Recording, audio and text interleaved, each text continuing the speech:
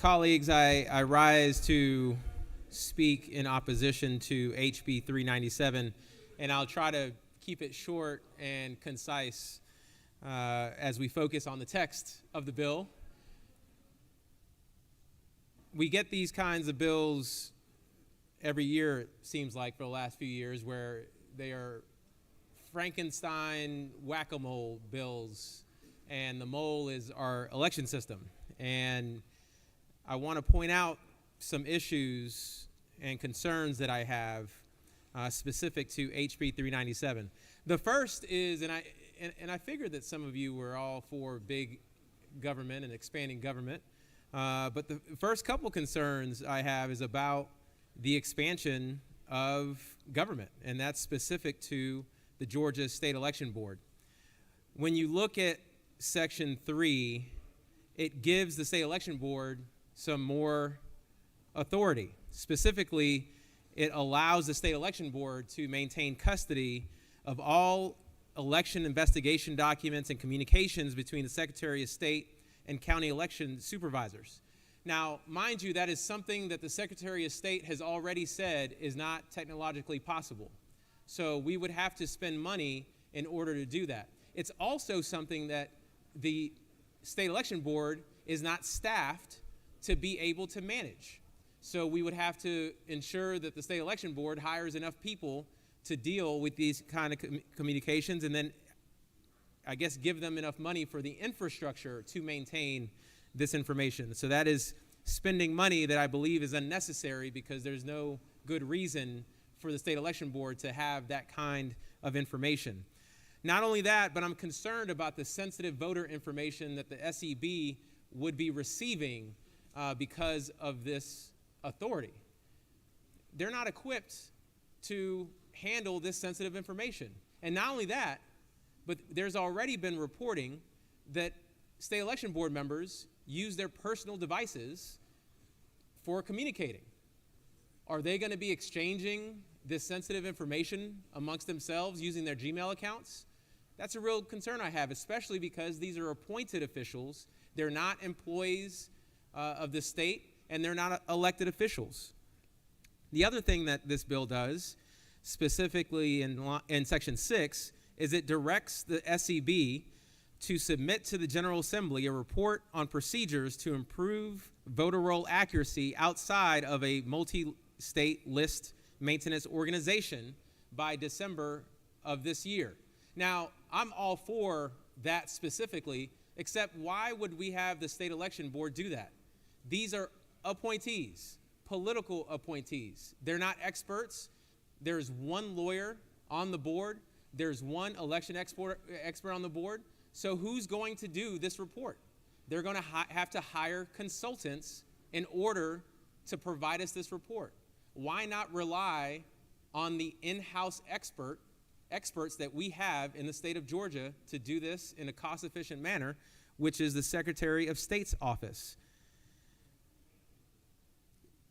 The next section that I want to point out that causes significant concern is Section 7, which requires the Secretary of State to leave the bipartisan multi-state voter list maintenance system, otherwise known as ERIC.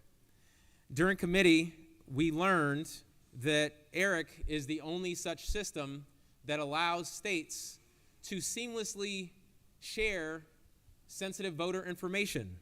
And they do that using high standards that protect our privacy and protects our data. There is no equivalent right now to ERIC. States that do not use ERIC have to rely on a big in-house department. So Texas, for example, went from having a handful of employees related to maintaining their voter rolls to having to have more than 35 employees to maintaining their voter rolls. So ERIC streamlines that, but they also ensure that the information matches up so that we can easily identify voters, and then we can remove them as we see that they've moved to other states. What this bill does is it requires us to leave ERIC and then rely on individual bilateral agreements. That would be 50 individual agreements or 49 other agreements with other states. So here's what that means. We would have to see whether our data matches up with Hawaii's data. We would have to see whether our data and the information we provide matches up with Florida. We've already seen that there are issues, for example, with the Florida Sunshine Law, which would not allow us to share our sensitive information with Florida because Florida's law would require them to reveal it. How are we going to maintain clean voter rolls if we can't have a central organization that helps us to maintain voter data? If we are doing this ourselves, we're going to have to spend millions of dollars, like Texas has and like other states have, to build out a team, to build out the infrastructure, and then we're going to have to make sure that we maintain cybersecurity standards and that we address any privacy concerns. And colleagues, the last section that I want to point out is Section 9, which restricts counties from choosing to accept hand-delivered absentee ballots the weekend before an election. Now, the ability for a voter to drop off an absentee ballot the weekend before election is a critical one. It's a crucial access point that this bill would take away. And in an era where we have seen that the post office is wholly unreliable, many voters have relied on dropping it off the weekend before an election because life happens. For example, I think about the mother in my district who came with her son's absentee ballot. And that's because he was deploying and he had forgotten to mail it. So while he was going to fight for our country, he did not want to miss the opportunity to vote.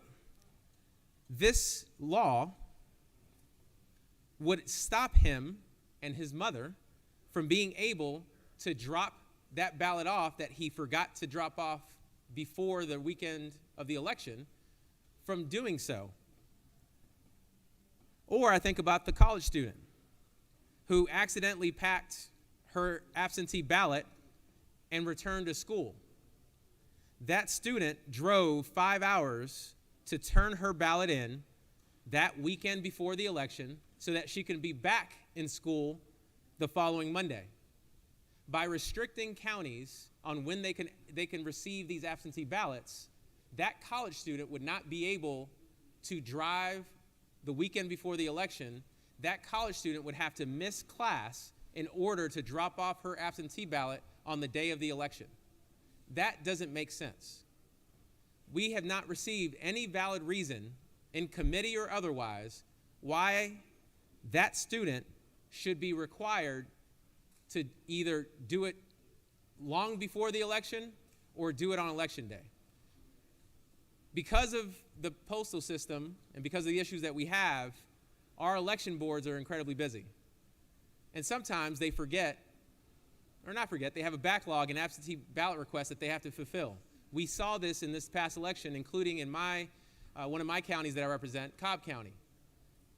The county had to mail absentee ballots last minute the Friday before the election.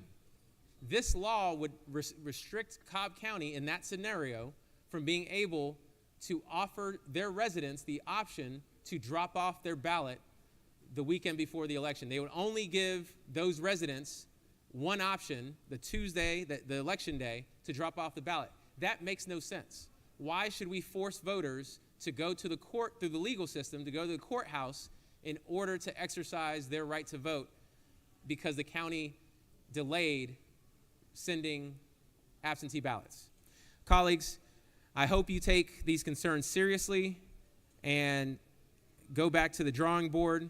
There are issues that should be addressed in our election system, but these issues that I have pointed out seem to miss the mark. With that, Mr. President, I yield the well.